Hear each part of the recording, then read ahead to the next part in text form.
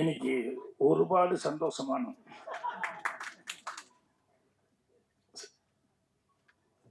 Heroine அறிவோம் ஏது கொண்டானோ இல்லை, ஒரு தமிழ் ஆட்களையும் தமிழ் இண்டஸ்ட்ரியும் நம்பி ஒரு மலையாள டீமே சேவகர் படத்து மூலமாக இங்கே வந்திருக்காங்க அப்படின்னு சொல்லும்போது அதுக்கு தான் ரொம்ப சந்தோஷமாக இருக்குது. உங்களுக்கு அதுக்காக ப்ரொஃபஸர் ராஜன் ஜோசப் அவர்களுக்கு நன்றி தெரிவிச்சுக்கிறேன். அதே மாதிரி டைரக்டர் அவருக்கும் என்னுடைய நன்றியை தெரிவிச்சுக்கிறேன். ஏன்னா கண்டிப்பாக உங்களுக்கு அவர் இவ்வளவு கூட்டம் இருக்குன்னு சொல்லிட்டு நம்ம போஸ் பேசும்போது சொல்லிட்டு இருந்தார். கூட்டம் மட்டும் இல்லை, உண்மையான ஆதரவு கொடுக்குற கூட்டமே இங்கே இருக்குது. எந்த இண்டஸ்ட்ரியிலிருந்து வந்தாலும் மரியாதைக்குரிய பத்திரிகை நண்பர்கள், ஊடக நண்பர்கள் எல்லாத்துக்கும் என்னுடைய பணிவான வணக்கம் தெரிவிச்சுக்கிறேன். மற்றும் வந்திருக்க எல்லாத்துக்குமே என்னுடைய பணிவான வணக்கம். படத்தோட டைட்டில் சேவகன். உண்மையிலேயே ரியல் லைஃப்லேயும் சேவகனாக இருந்துட்டு இன்னும் குறிப்பாக தமிழ் இண்டஸ்ட்ரிக்கு சேவகனாக இருக்கிற ராஜன் சாருக்கு என்னுடைய தெரிவிச்சுக்கிறேன். அதே நேரத்தில் ராஜன் சார் விஷயத்தில் கொஞ்சம் பெண்கள் கல்யாணம் ஆகிறதுக்கு கொஞ்சம் கேர்ஃபுல்லாக இருங்க. ஏன்னா கல்யாணம் ஆகாத பெண்கள்னா அவர் சேதாரம் இருக்கா இல்லையா அப்படின்னு அவர் சொல்லிட்டு இருக்கும்போது ஒரு வார்த்தை சொன்னார். என்னன்னா, தயாரிப்பாளர் இல்லை அப்படின்னா நடிகர் இல்லை, டைரக்டர் இல்லை, விநியோகஸ்தர் இல்லை, யாருமே இல்லை அப்படின்னு சொல்லிட்டு அது உண்மைதான்.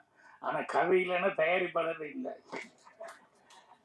எதுக்காக சொல்ல வர்றேன்னா, கதைங்கிறது எவ்வளோ முக்கியத்துவம் அப்படிங்கிறதுக்காக சொல்ல வர்றேன். இன்னைக்கு இதில் என்ன மாதிரி ஒரு சீஃப் கெஸ்டாக வந்து ஒரு படம் சக்ஸஸ் ஆனால் பரவாயில்ல, 1, 2, 3, 4ன்னு சிபிஐ டைரி குறிப்பு எழுதுனா அவ்வளோ திறமையான ஒரு கதாசிரியர் மரியாதைக்குரிய சாமி அவர்கள் இங்கே வந்திருக்காரு.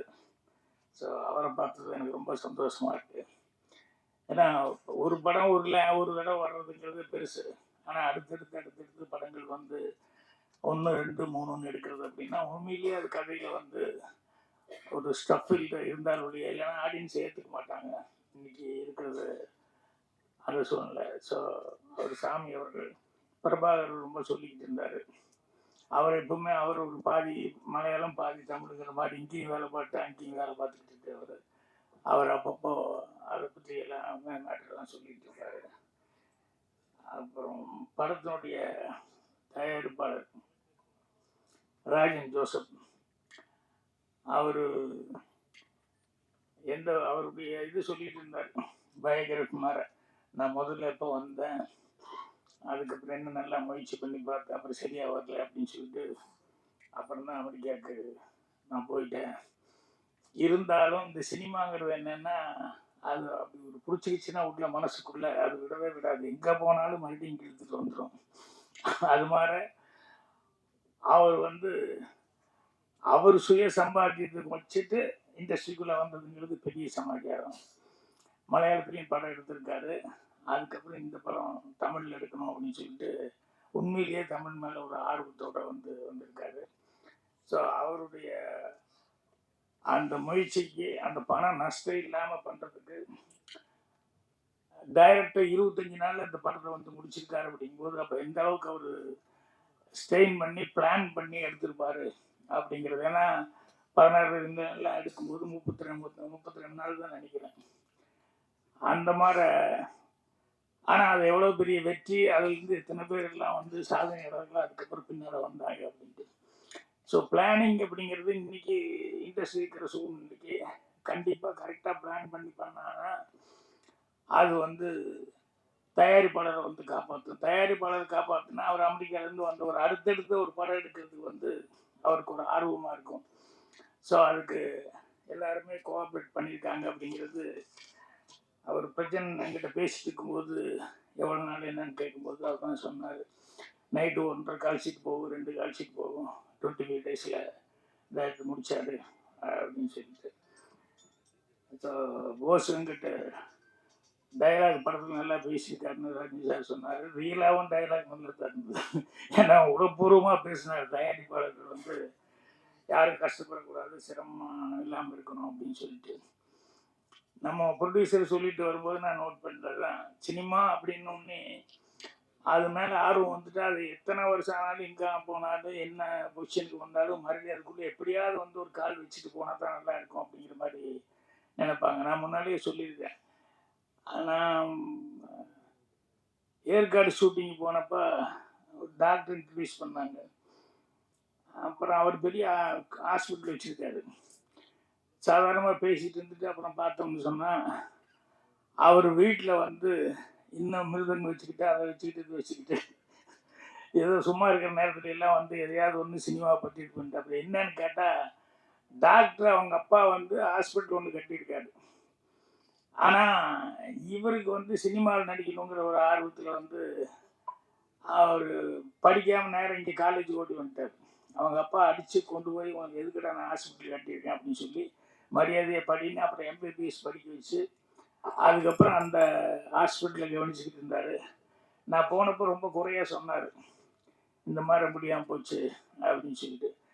எப்பவுமே அவ்வளோ ஃபீலிங் வந்ததுக்கப்புறம் வந்து அவர் 2 குழந்தைகளையும் பெற்றுட்டாரு, எல்லாமே பண்ணார். அவரே கொஞ்சம் ஹியூமரான ஆள் தான். சாதாரணமாக எங்கிட்ட எத்தனை குழந்தைங்க என்னாரு, நான் 2 அப்படின்னு சொல்லி உங்களுக்கு கேஷுவலாக உங்களுக்கு எத்தனை குழந்தைங்க அப்படின்னு, எனக்கு 2 அப்படின்னு சொல்லிட்டு அதுக்கு அஃபீஷியலி அப்படின்னாரு. அந்தளவுக்கு ஹியூமர் சென்ஸ் உள்ள ஒரு டாக்டர். ஸோ அவருக்கு நடிக்கணும்னு நினச்சி நடிக்க முடியாமல் போயிடுச்சு அப்படிங்கும்போது மனசு கஷ்டமாக இருந்தது. இல்லை அது அது அந்த ஃபீலிங்லேயே ஒருத்தர் கடைசி வரைக்கும் இருக்கக்கூடாது அப்படிங்கிறதுக்காக ராசிக்குட்டி படத்தில் அவர் ஐஸ்வர்யா அப்பாவை போட்டு நடிங்க அப்படின்னு சொல்லிட்டு, உங்களை ஸ்க்ரீனில் பார்த்துட்டா இத்தனை நாள் கஷ்டப்பட்டதெல்லாம் சரியாக போகணும் அப்படின்னு சொல்லிட்டு ராசிக்குட்டியில் அப்பாவை நடிக்க வச்சேன். அவருக்கு அப்பாவை நடித்ததை விட ஐஸ்வர்யாவுக்கு அப்பாங்கிறது அவர் இன்னும் ரொம்ப பயங்கரமான சந்தோஷமாக ஃபீல் பண்ணுறது. அது மாதிரி சில பேர்த்துக்கு நடிக்கணும் அப்படின்னு சொல்லி ஒரு ஆர்வம் வந்துருச்சு அப்படின்னா ஏதாவது ஒரு விதத்தில் அவங்கள நடிக்க வச்சோம்னா அவங்களுக்கு அப்படி ஒரு சந்தோஷமாக இருக்கும். எனக்கு தெரிஞ்சு லால்குடி, நாங்கள் ஊமன்னு சொல்லுவோம், அவர் பேர் முனுசாமி. ஆனால் எனக்கு பயங்கரமான ஃபேனு. எப்போவுமே என்னுடைய பிறந்தநாள்லேருந்து எல்லாத்துக்கும் வந்துடுவாப்புல.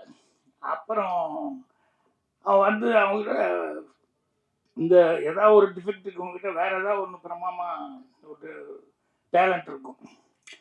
அவர் வந்து லிப் ரீடிங் யார் பார்த்தாலும் என்கிட்ட பேசிகிட்டு இருக்கும்போது எல்லாத்தையும் பார்த்துட்டு அது லிப் ரீடிங் வச்சுக்கிட்டு அவங்க என்ன பேசுனாங்க எது பேசுனாங்க கரெக்டாக என்கிட்ட சொல்லுவாப்புல, கம்யூனிகேட் பண்ணுவாப்புல. அவருக்கு நடிக்கணும்னு ஒரு ஆசை, ஊமை.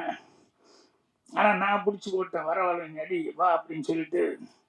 அவங்ககிட்ட என்ன ஸ்பெஷாலிட்டின்னா தமிழ் பேசுகிறது எல்லாமே புரியும், யார் என்ன பேசுகிறாங்க என்னங்க தமிழ் நல்லா புரியும், கொஞ்சம் படிக்கவும் செய்வாப்புல.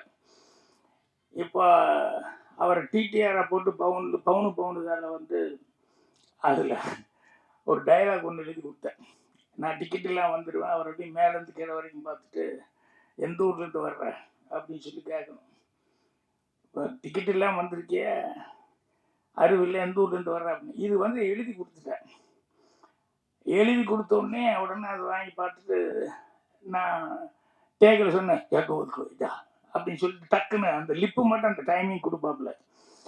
இதை அந்த படத்துலாம் நடிக்க வச்சதுக்கப்புறம் தேட்டரில் வந்து படம் பார்க்குறவங்க அந்த ஊருக்காரங்க இருப்பாங்க இல்லையா, அந்த ஆள் பேச மாட்டார், ஊமை அப்படின்னு தானே எல்லாம் நினச்சிருப்பாங்க. அவர் திடீர்னு தமிழில் பேசுகிறாருன்னு டப்பிங்கில் எல்லாரும் எப்படி அந்த ஆள் பேசுகிறேன் இப்படி அந்த ஆள் பேசுகிறான்னு எல்லாரும் அவர்கிட்ட கை விட்டு எப்படி எப்படின்னாங்க. அது அவருக்கு எவ்வளோ சந்தோஷமாக இருக்குது அப்படிங்கிறது. அதுக்கப்புறமா அந்த மாதிரி நிறைய பேர் இருக்காங்க கேரக்டர்ஸ். ஸோ அவங்களுக்கெல்லாம் அந்த ஆர்வம் அப்படிங்கிறது வந்து கடைசி வரைக்கும் இருந்துகிட்டு இருக்கும். ஸோ இதில் இவர் வந்து படம் எடுக்கிறது மட்டும் இல்லாமல் நடிக்கவும் செஞ்சுட்டாரு. அந்த படம் அவசியம் நான் பார்க்கணும், மலையாளத்தில் செஞ்சது இல்லையா. ஸோ இந்த படத்தில் எல்லாம் ஒர்க் பண்ணவங்க எல்லாருக்குமே வந்து கண்டிப்பாக பிரஜன்னா, நரேன், போஸ் வந்துட்டு சகானா எல்லாத்துக்கும் அட்வான்ஸாக என்னுடைய வாழ்த்துக்கள் தெரிவிச்சுக்கிறேன். ஏன்னா அவர் நல்ல ப்ரொடியூசர் கிடைச்சிருக்காரு, அதே நேரத்தில் நல்ல டைரக்டரும் கரெக்டாக பிளான் பண்ணியிருக்காரு.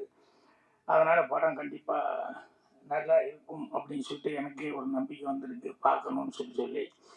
அப்புறம் மியூசிக் டைரக்டர் நான் சிங்குன்னு ரொம்ப செல்லமாக சொல்லுவேன். எப்பவுமே என்கிட்ட அறிமுகமானதுலேருந்து மோகன் அப்படின்னு சொல்லி கூப்பிட்றதுன்றது ரொம்ப ரேரு. நான் சிங்குன்னு தான் சொல்லுவேன். ஸோ அவர் வந்து எப்போ பாரு கோடம்பாக்கத்தில் வந்து ஏலியன் ஸ்டுடியோவிலேயே சுற்றிக்கிட்டு இருப்பார். எனக்கு தெரிஞ்சு ரொம்ப காலமாக நான் சந்தித்த நாள்லேருந்து சுற்றிக்கிட்டு இருக்காரு. என்னைக்கா ஒரு நாளைக்கு அந்த இடத்த பிடிச்சிடுவேன் அப்படின்னு சொல்லிட்டு நீ கரெக்டாக பேர் வந்து டைட்டில் வந்து ஃபர்ஸ்ட் படம் பல படம் முயற்சி பண்ணாரு. ஆனால் இந்த படம் தான் வந்து அவருக்கு கரெக்டான ஒரு சொல்லக்கூடிய பேர் சொல்கிற அளவுக்கு ஒரு படமாக வந்திருக்கு. அவர் எல்லாரும் சொன்ன மாதிரி அந்த நீலாம்பரி பாட்டுலாம் இருந்தது. அந்த பள்ளிக்கூட மணியோசை கேட்டேன்னு சொல்லி காலை நேரம்னு சொல்லிட்டு அந்த மெலடி நல்லா இருந்தது.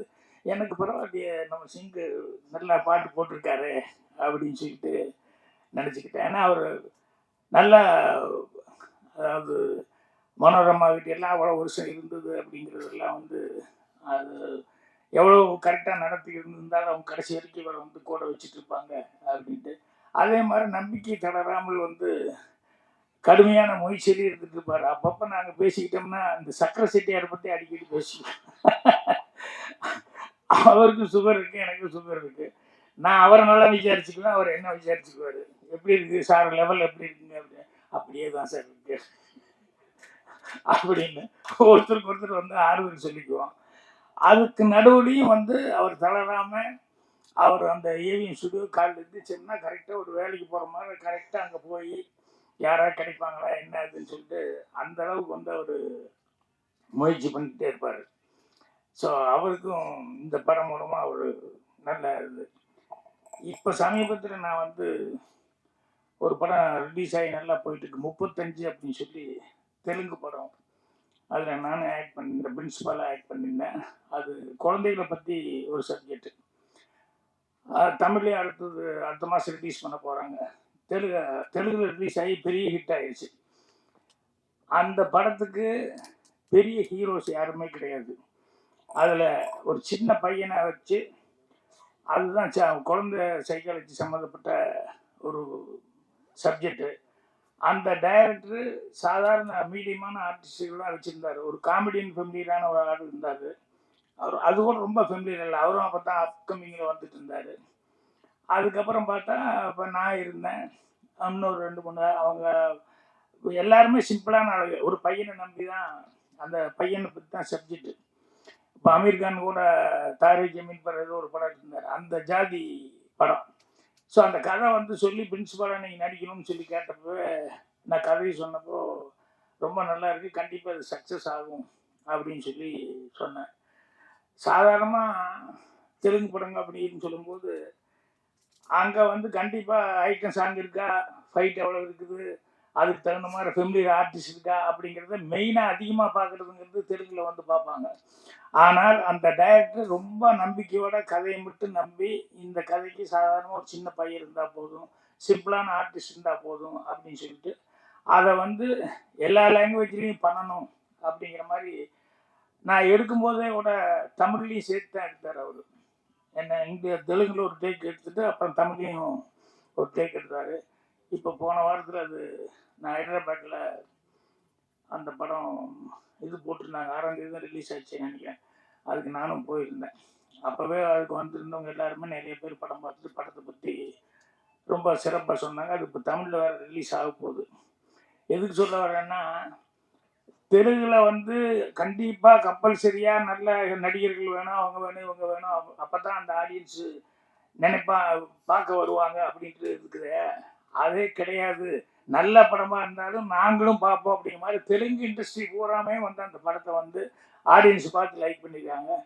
எதுக்கு சொன்னேன்னா, தமிழை தெலுங்கை விட தமிழுங்கிறது வந்து இன்னும் அதிகமாக புது ஆட்களுக்கு வாய்ப்பு கொடுத்தா தமிழ் இண்டஸ்ட்ரி தான் அது ரெவல்யூஷனாக இருந்துருக்கு. எல்லா லாங்குவேஜ்காரங்களும் கேட்பாங்க, உங்கள் இதில் மட்டும் எப்படிங்க எல்லாம் புது ஆளுகளை வச்சுருக்கிறீங்க, புது டைரக்டர் வச்சுருக்கிறீங்க, புது தயாரிப்பாளர் வர்றாங்க அப்படின்னு.